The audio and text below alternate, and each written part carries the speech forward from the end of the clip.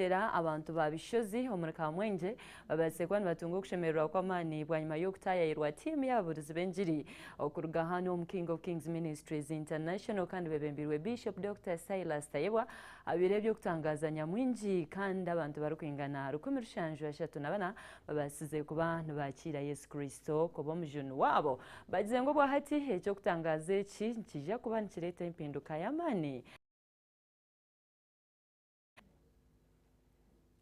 Nk'oku muri kukimanya ngu bishozi habiri hariyo ruteranirwa amaani orw'enjiri ya mukama waitu Yesu Kristo orwebembirwe Bishop Dr. Silas Tayebwa ori omureberezi w'amakanisa g'abarokore ahansi ya NAF Bako muri Yankore kandi Bishop w'amakanisa ga King of Kings omu ihanga ryona obwati nkigamba ngo ebyokutangaza bikozirwe ekigambo kya mukama kyaburwa nangwa n'abantu bahebwa omugisha. So many people in Uganda here, they have missed one point.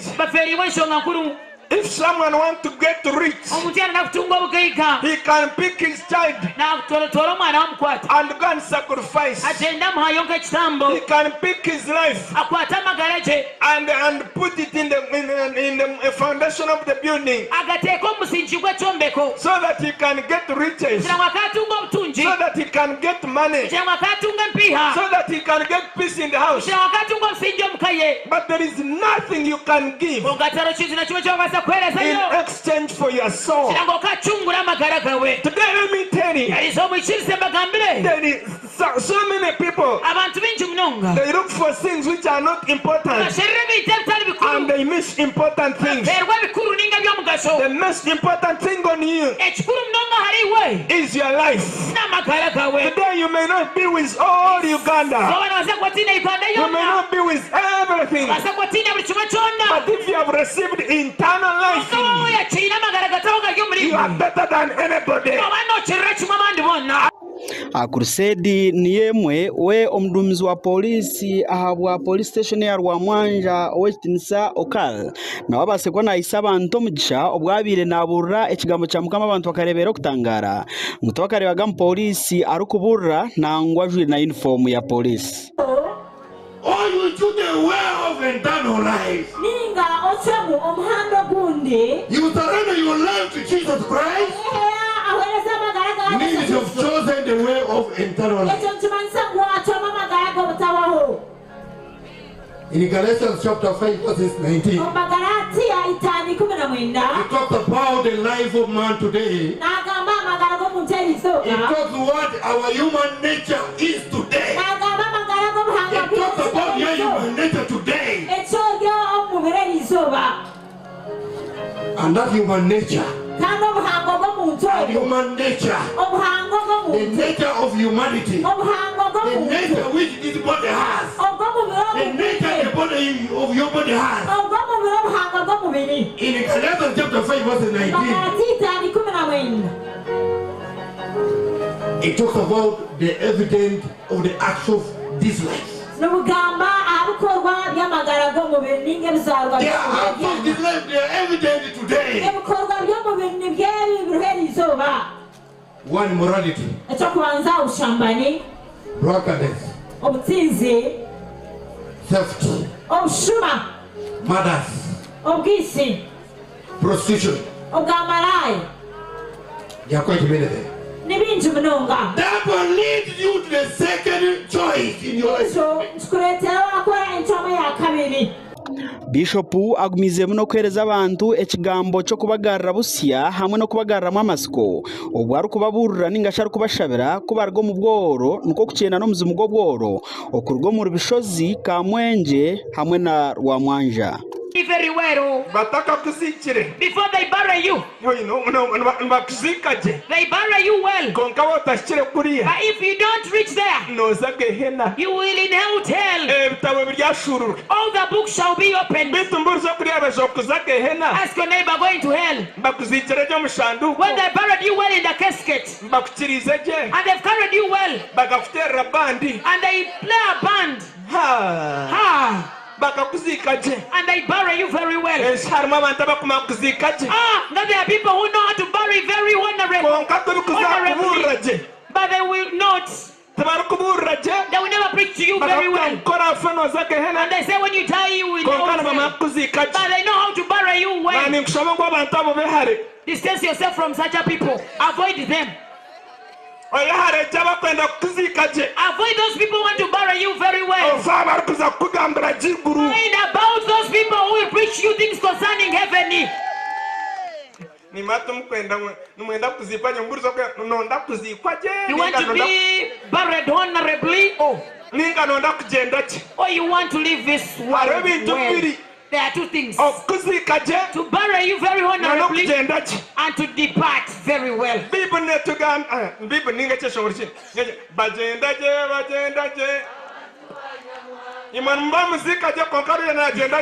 For you, you're burying, but the other person is going very well.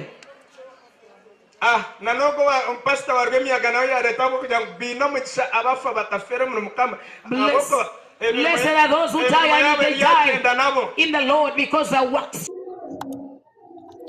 Orterana n'urwe rumwe King of Kings ninga Bishop Dr. Cyrus Tayebwa hirwo mugisha gogaba basari 10 zabeji abayitendekeri ya Team University mu Kamwenje obwari kuzihebwa professor arukuritendekeri. But Borutire has told you that we don't trust you. Even when we tell you, you will go and, don't trust younger people. Younger people, it is very hard for them to get saved. You know that? Getting saved is not easy. It's an experience and a big one. It takes time and a lot of strength. So as a bishop, he has another eye. He has been looking at his students. Yesterday, you told me of some girl who got pregnant in our schools. And you know the question he asked? A very bad one. Where did they sleep? Because they are always there. Being watched left and right. But the fellow got pregnant. So that boldness, we want you to go and do it also. Be bold. Tell people openly that you can get AIDS. For you are cowards. You tell them that you will get AIDS. It is better to tell someone and he gets annoyed than to attend a burial ceremony. Wagenti vagalkosia alinito Apollo Clinton nahabwe omurka mwenje.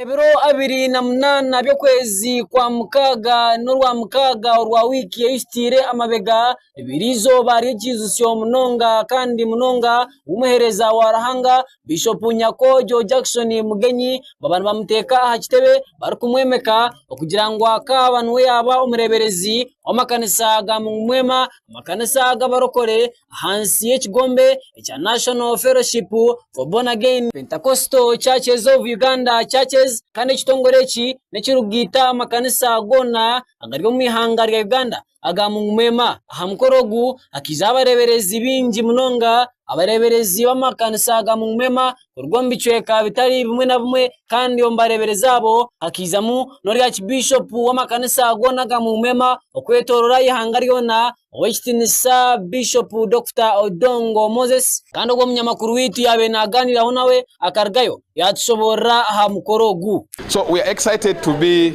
in Oima City, the city of the region where there is oil. We are grateful to God for such a blessing in this region. We are excited today to install, consecrate our regional bishop of Bunyoro, together with the other leaders who were elected and who were appointed to work with him. So we are now going to the field, to the venue, and we're very much excited that this region is getting an authority from the Pentecostal area in the Church of Christ in Bunyoro region. So we thank God and we are grateful for this. Owekitinisa Bishop Dr. Silas Tayebwa gunoryo mureberezi w'amakanisa ga Mumema okwetorore cyanga ecyankole kanwa kwebembera amakanisa ga King of Kings International Ministries okwetorore hanga ryona rya Uganda hamwe na heru na wakargayo yayezumbira omukorogu kandi yargayo no kutusobora turhanuya omuoyero site erizoba no kuteka omwembezi witu omuntebe orukuza kwembera amakanisa gabarokore mu National Fellowship of Born Again Pentecostal Churches. You need to come and have a time like this here and enjoy the time. The salvation has gone beyond the level of being commoner. Now we are on another level. I can assure you, this what is here. You need to know that Jesus is coming soon. Are you ready? So we are here to prepare you to believe God together and see great things happening in the body of Christ.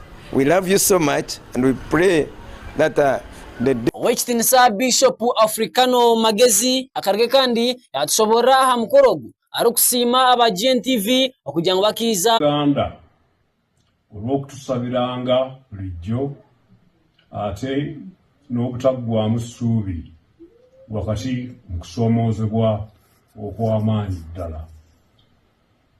Twebaza Katikkiro, baminisita n'abaami ba Kabaka bonna olw'okusigala nga batambuza emirimu gy'Obwakabaka mu kiseera nga tetuli mu nsi.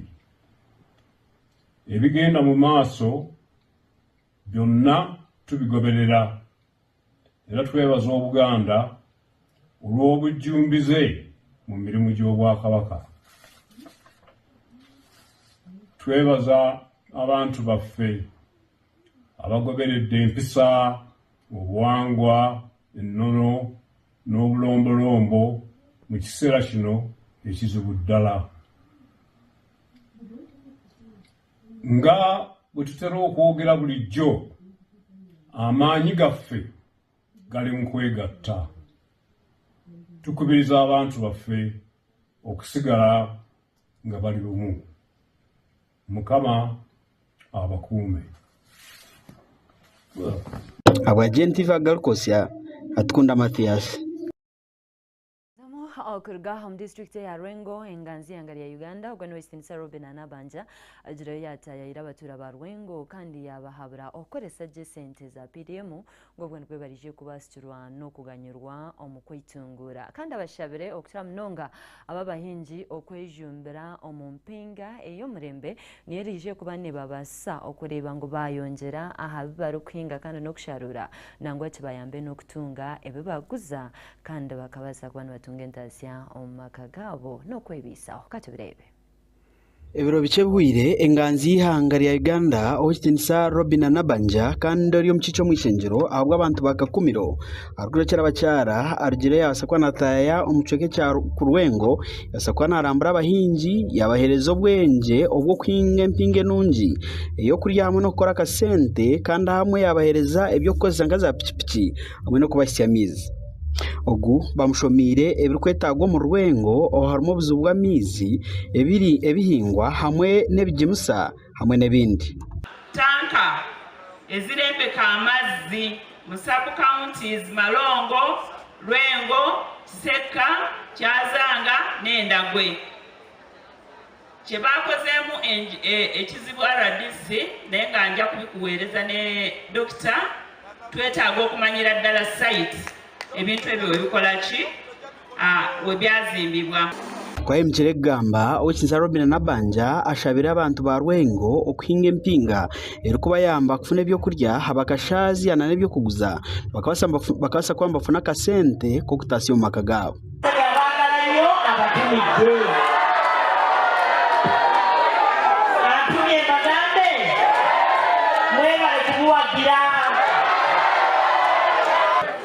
Bagambye abantu bawane omusujja gukyali mungi musule wansi wakatimba kesiri tubadde wano ne batukeberera abakyala ne bakeberera abasajja okulaba oba mulina kansa basanzeemu abalina kansa basatu tubasaba mutumbire nnyo okukola n'amaanyi ate mulime nga mulima ebirime naddala kubanga wano Lwenge ettaka ligeze lifunda si kyekyo ettaka lifunze twagala mulime nga mulima n'ekibalo nga mulima ebirime ebivaamu essente ennyingi omukulu gye twagenze bamuyita retired Lieutenant Kyagulanyi Francis mumumanyi bulungi ow'ekyegunda kyegulula twagenze twa musajja w'amaanyi oba ngenda kola kubanga mwagamba juzi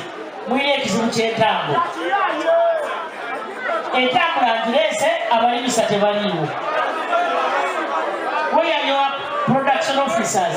They have left me here. But they never tell me we are many. Oh, abalimisa bawano baliwo.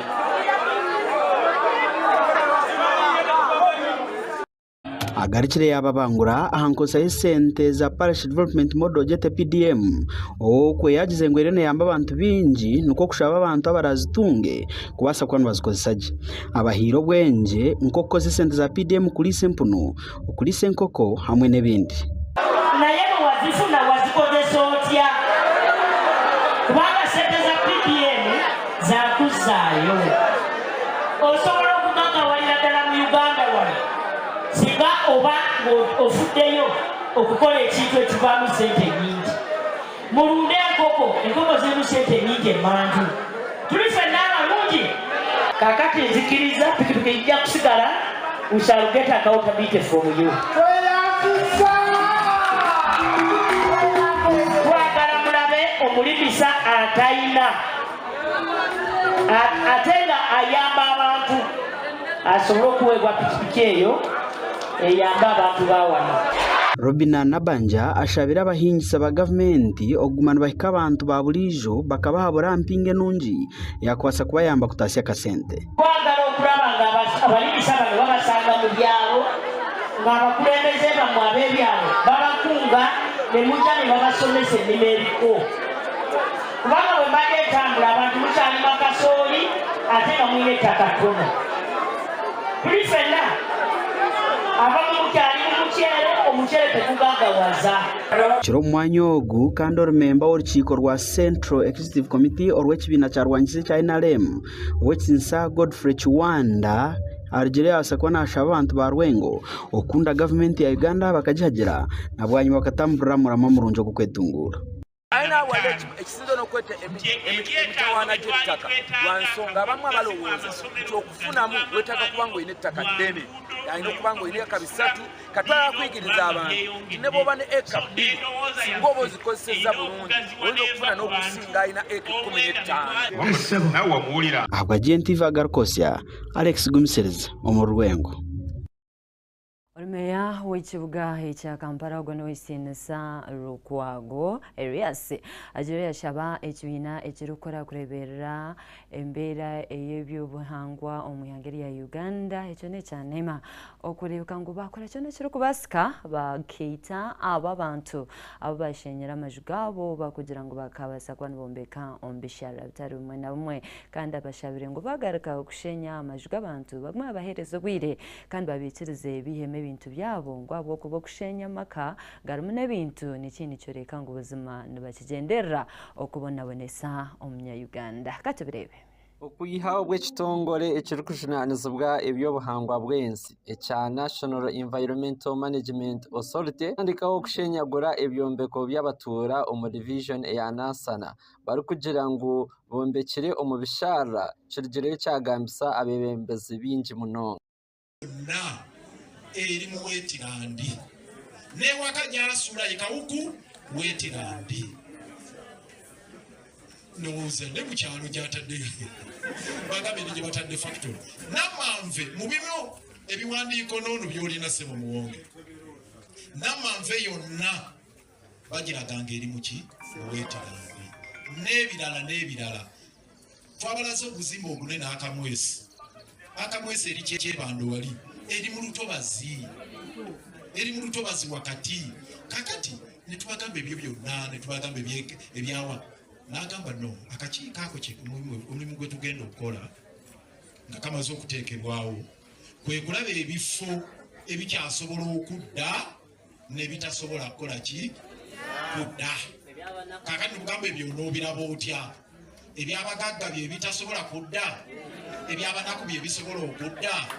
Kati awo wali ekinyusi namba emu. Awo we tulina okulwanira awo ennyo ne ssekulwana yenna.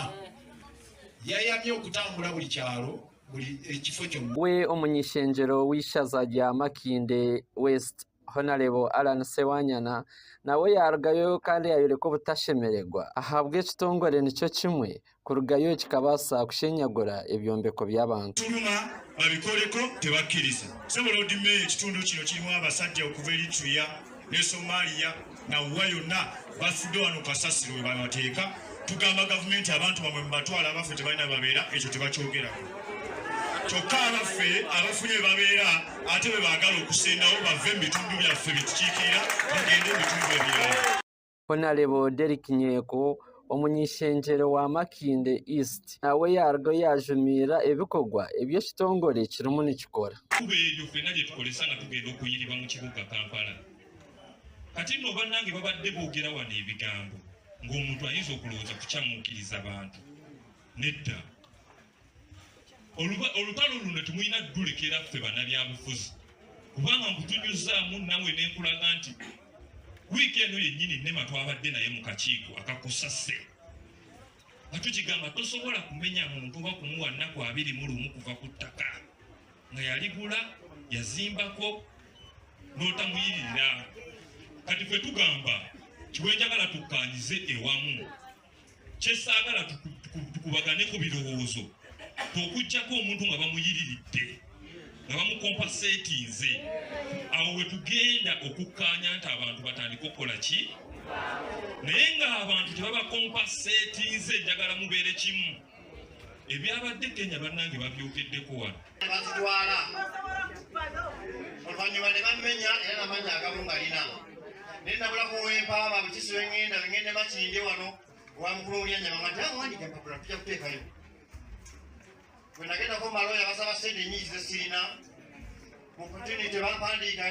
Of meeting our shared aspiration. Vuga arigireyo kandi yahabura abantu aba kugira ngo bazaguma kukora ebintu byabo bagume bagendere omundagiro ya Uganda ojete constitution okugira ngo ekabahabura okutwaza je ebintu byabo. Of course, the current state of affairs in our country, especially in terms of rule of law and constitutionalism, has occasioned wasteful expenditure of public resources and worsened political tensions, just awaiting a trigger to explode.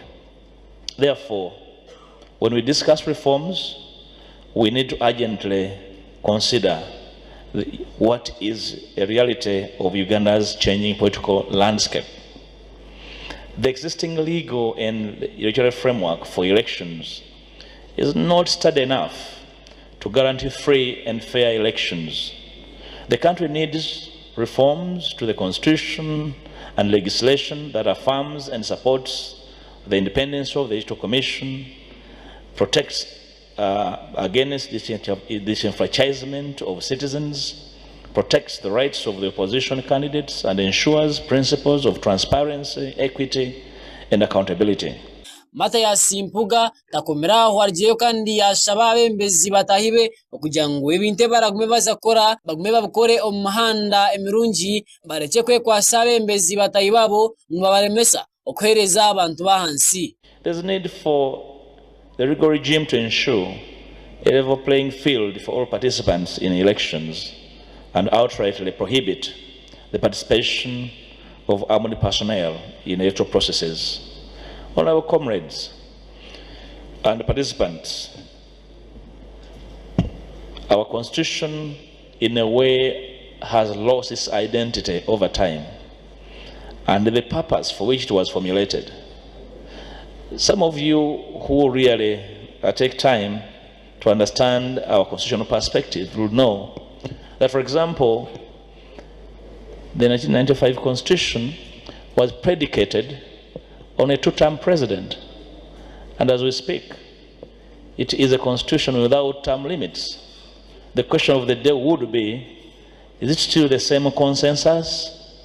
Are we still on the 1995 consensus, or it has been shifted, and therefore we desire new perspectives on how to progress, given the fact that the Constitution as predicated then was shortchanged and shifted? I've cited a few cases here. That the case of the Honorable Karuhanga Gerard versus Attorney General, which is famously known as the age limit constitutional petition. Justice Kakuru made the following observations in his dissenting judgment, and aptly highlighted what constitutes what has been fractured and tilted in the basic structure of our Constitution. He said, the sovereignty of the people of Uganda and their inalienable right to determine. Habwa GNTV agarukotya ndikirintoni nawe mjomba. Twaija mu district ya Rukiga abahingi mu district ejo bagire bahaburwa okurebeka ngo bakoresa ebihingwa ebiri amutindo kandi ebyona bigambirwe Honorable Ronald abashabire ngo batakozire ekyo nibija kubanu bahingira ebyo kuriya byonka kandi baremwe kwetungira kasente okurwa mu mihingo byabo katubirebe.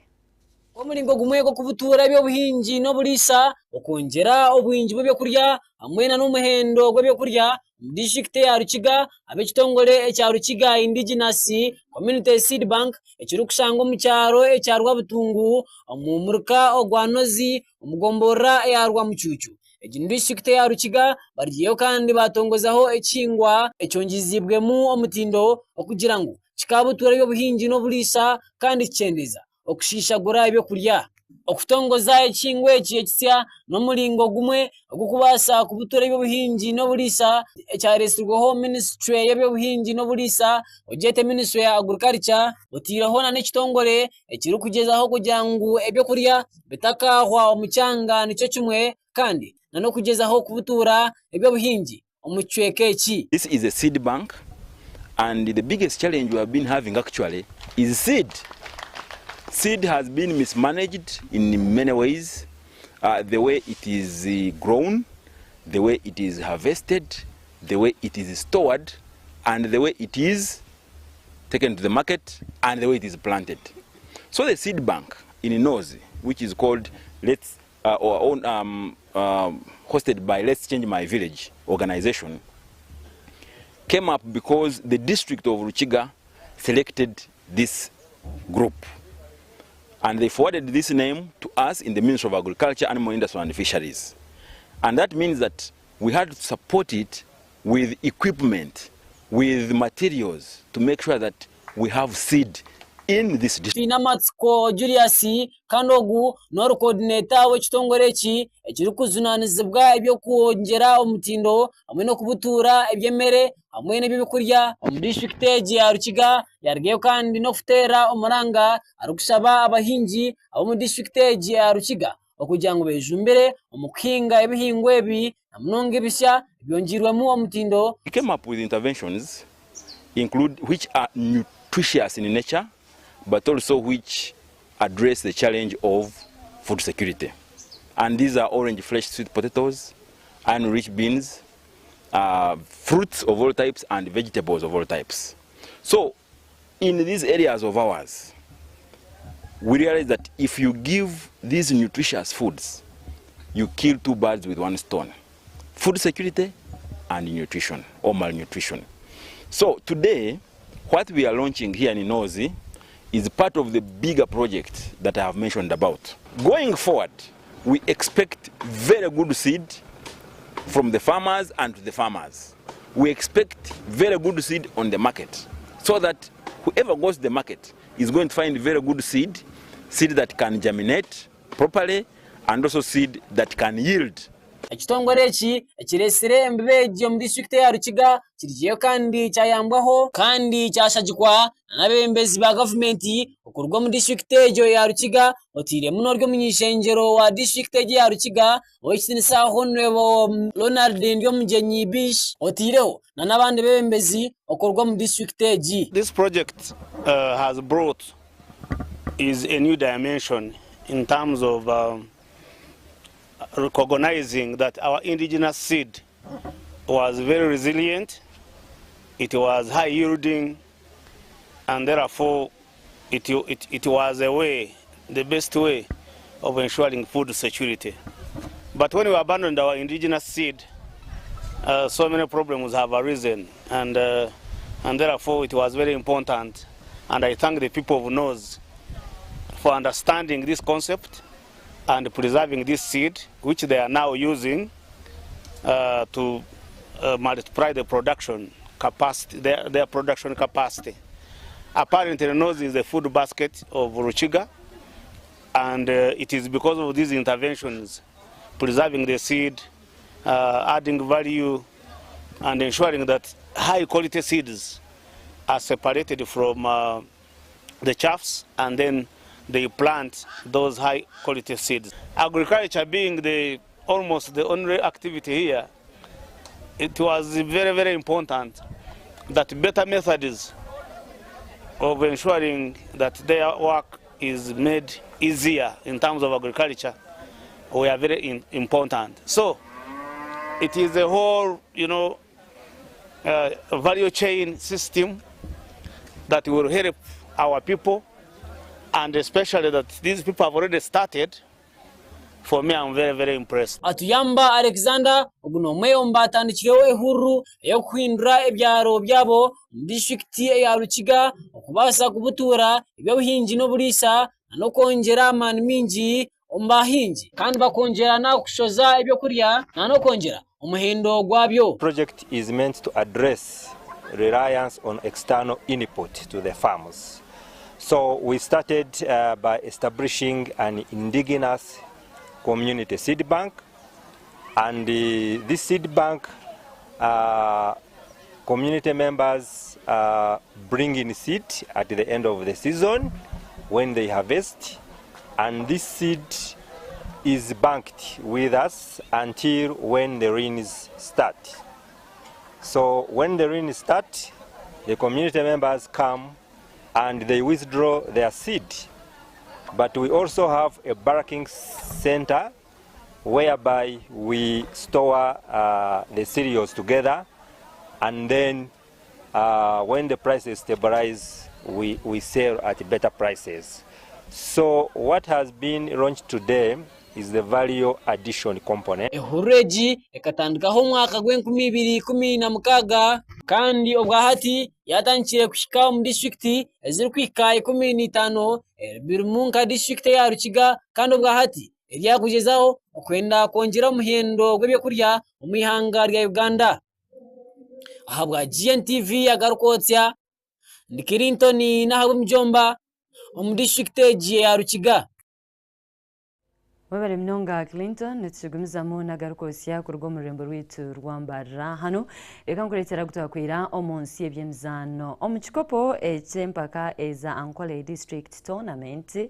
Team ya district ya Kazo hebase kubanesinga team ya district ya Shema na gore mwe ahakisho cyenkoko kandi abebembezona basimira bazanaba kugira ngo bazanire ompira kurungi kandi baguhenderaje hatari mu myerya yona katubirebe.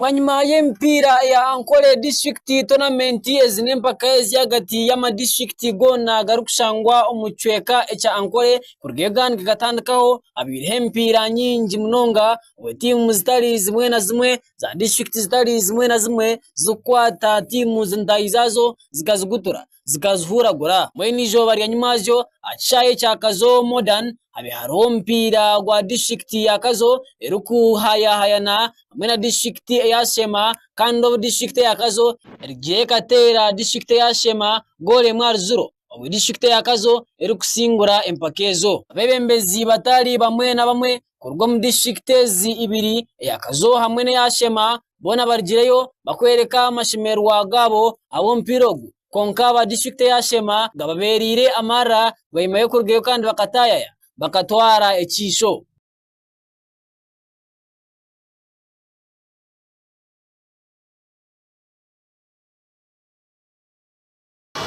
Singo kumpira bo kugira. Staza na kuri. nkabo kujya twabo mu kishamurungi wo kusinga kandi imbaraganisa biro burgarukaho gurushima uri kuzana cyarubura tebekanisa kugira tugusinge kandi tugusinge na goals nyinshi isitakatebiri kandi kintu umupira ngo gufitira kwatsinda game za kuja kwinamani nyinshi muri Rwanda mwenwe umwami Chimba Fred Rengwe uguntu wagombijere byo chairman wa NRM district eje akazo agiye no kwereka amashemerwa ari kusima batebekanisa b'impireji hamwe n'abazana babo okuzana je kandi shema yeri yacha ikazo ngenda kusima abantu bashema okutoreke mutwe kandi no kuzana je ompire rizoba gwagenda je tukazashema twakora draw bonga nkagabo nkugambire ubwo mpiro gutwisha akazo tuzaguhangura kandi hatwaguhangura goremwe aruzuru ngenda kusima honare budani kimusho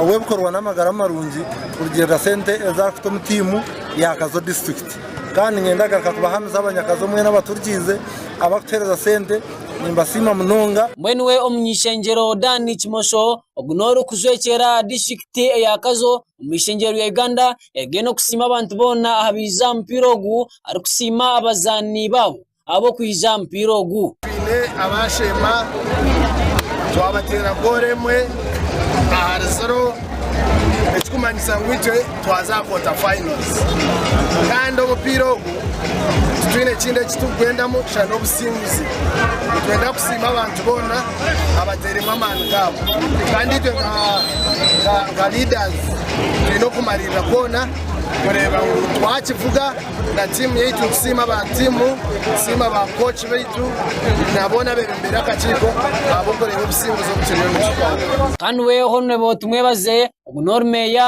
washema municipal yargeno kusima abazani babo abo kwiza ahampirogu kandi no koraje otiraho na nabo aba district yakazo okubakiraje kandi no kwereka umutima murungi kandi umupira gwamurira munonga urumureza ati kugira ngo twaruzinga konka twashamba gikundiye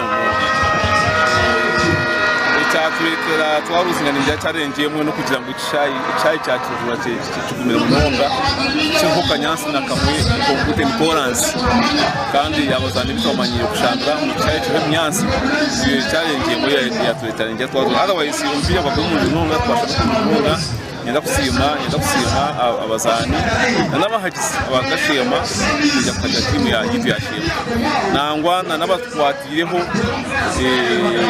abakira kasente kureba timu basima mwenwe gumisiriza Edgar oguno muzani wa district yakazo yargeno kwereka amashemerwa gamani munonga habwa timu yabo okurgaye no businguzi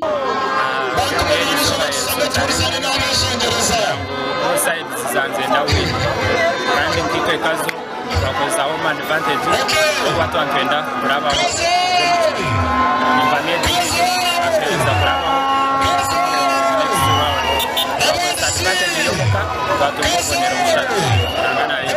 we omwami kafo ogunomwe ombatebekanisa b'empira yo mu district yakazo abe yargeno kwereka amashemerwage abo kusinga umpira ogu nyenda kutwara mu kishogo kusima organizing komite yakazo abuka twa hostinga jabashema you believe kandi nyenda kutwara mu kishogo kusimana n'abashema of course umpira ni emotion umpira guru mu emotion ngani sima bahagiza bakazo n'abashema controlling emotions zabo absolutely tabo yobona abatwata isata umpira of course bina mateka kandi ndakusima that means that umpira ni understand so abashema mwe bari munga ni mabakazo hostinga abashema umpira gwagenda we Ronald Alonso ogunomwe mbatebekanisa abo mpira abashema district nawe yargayo no kugamba abikwatiye no mpira ogwabo hamwe nakazo yesizo twabasa kuba ngombya gwitwa kubanza gutera mintage ya twatera kazo bole mahasiro koka kino mugisha bokara mu page tutayise kiruhuka ndabona kwa mushaka ati n'amaskini ya mukiza gusinga bana twabasa kubambazana kubi oyo kugira ngo kusinga ubundi batira byonka koka team had improved abo kuba kuri mpire nyuma tuzagolingana no kugenda misho ngasi okugezaho kureba goals bonkerizo abana bagezeho batera shotsa goal barumba batesira de badla teka tukora tere cyurugo muka twagira taza mu finals muri improve and do better so teka n'abazani technical team yareba ahabwa GNTV yagarukotya Adrien Niera na Clinton nahawe mjomba amakuru agibyemizano omulikazo district Chirungu mzamo n'ekikopo kya Ankole District Cup Bushenyi District ebase kubanesinga Mbara District kandi egitire emwe ahari 0 abebembezi bambara bagireyo bayoreko butashemererwa bakugira ngo tabiro kwatanisa rwagati yabo n'abazana b'umupira nangwa n'abazana bagira n'abebembezi babo nabo babanagirire katubirebe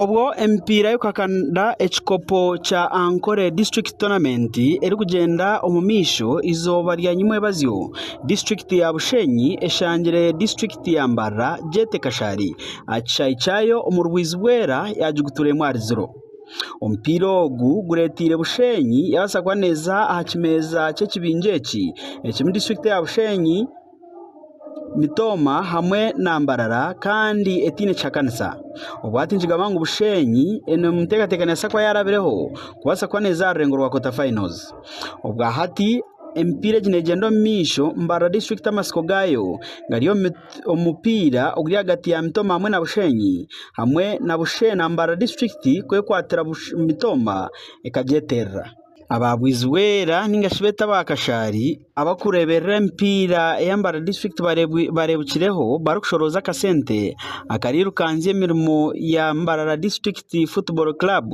kakajibasa kwasa kwanetaira Mitomo mani ekawasa kwanejugutura abanyambara na Bushenyi twatayisa nabajya mu mukino w'ubusasi abakubijo Bushenyi baka penalty de la chemise muri bavata na bwo bakuratira bateka sako gwenu imba higa mutabamani fire cyase mpango yuzana baba na first half ajana sunu second half timu ya Mbara neza kwa chango abo twadiri bonero twabasinjira tate ogoro zibiri zotwa kumuzana na okuzana bitahandi bibare abanyambara mujo bazirona kana mundi kajegona yesema hebo etiyo sente zayo we ormeya wa town council abwizwera Ochinsa Patrick Bigambwensi abase kuba natungaka kumu abebembezi beshyeka cyakashari abarama MP Twese Jonathan Itungo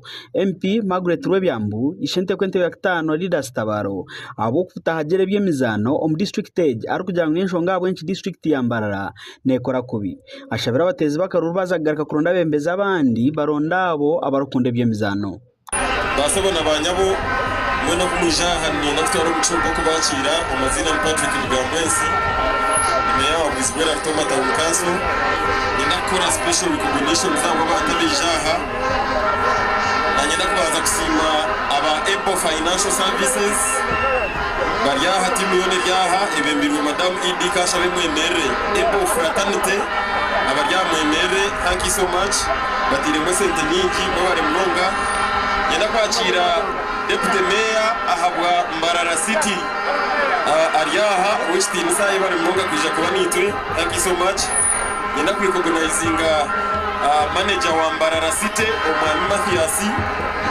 yabari mnonga kwija yenda kurecognizinga abembezi batahi bajya baryaha bamwe abakira mikoreji abarmu